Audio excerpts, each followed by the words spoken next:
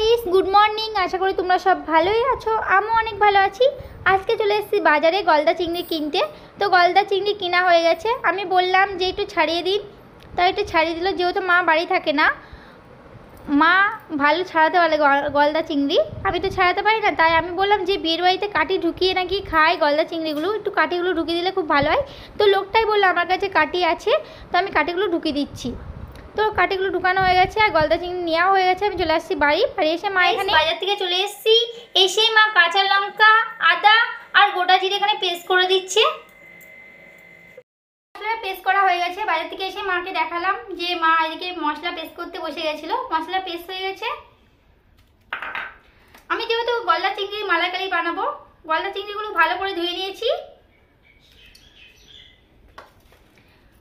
এবার নারকেলটাকে ভালো করে পুড়িয়ে নিয়েছি। এবার নারকেল থেকে দুধটা বের করে নিব। নারকেল থেকে দুধগুলো বের করে নেব।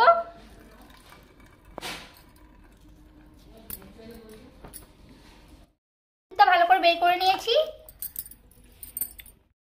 এবার চিংড়ি মাছটাকে নুন হলুদ মাখিয়ে নেব।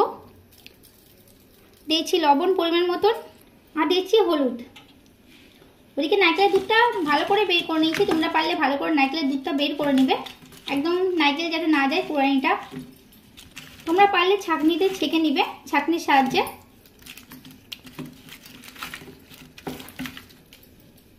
মাছটা নুন হলুদ ভালো করে মাখিয়ে নিয়েছি। আর তোমরা দেখেছোই যে মাছে কাঠি ঢুকানো আছে, এই নুন হলুদ মাখানো হয়ে গেছে। আর তোমরা ফার্স্টে দেখেছো মাছের মধ্যে কাঠি ঢুকিয়ে নিয়েছি চিংড়ি মাছটাকে।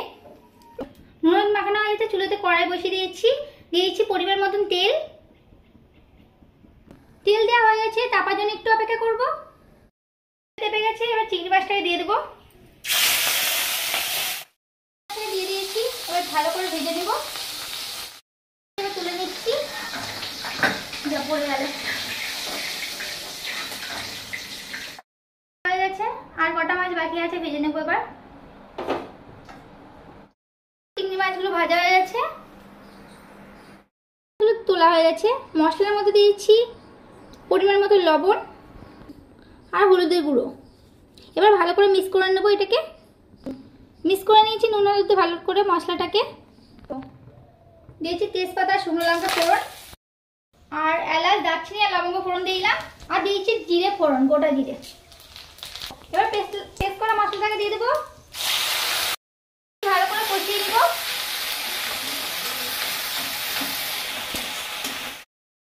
এবার নারকেল কোড়ানোর দুধটা দিয়ে দিচ্ছি।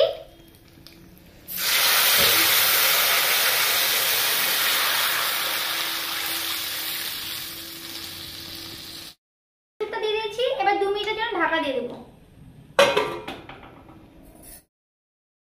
এবার আমি খুলে দেখে নিই, ফুটে গেছে। এবার দিয়ে দেবো মাছ, চিংড়ি মাছগুলো দিয়ে দেবো।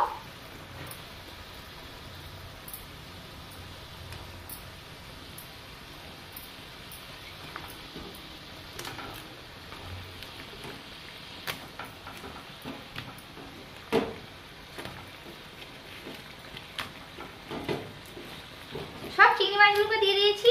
এবার ভালো করে নেড়ে নেব।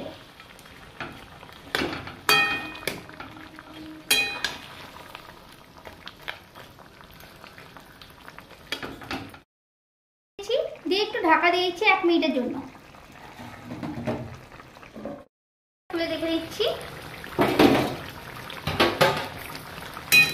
একদম হয়ে গেছে। পুরো চিংড়ি মাছের মালাইকারি রেডি। আমি ফার্স্ট টাইম করলাম চিংড়ি মাছের মালাইকারি। এবার দিয়ে দিচ্ছি গরম মশলা বাটা।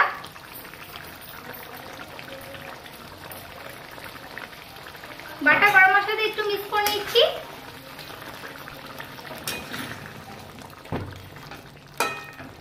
এটা আমার হয়ে গেছে। এবার নামিয়ে দেবো।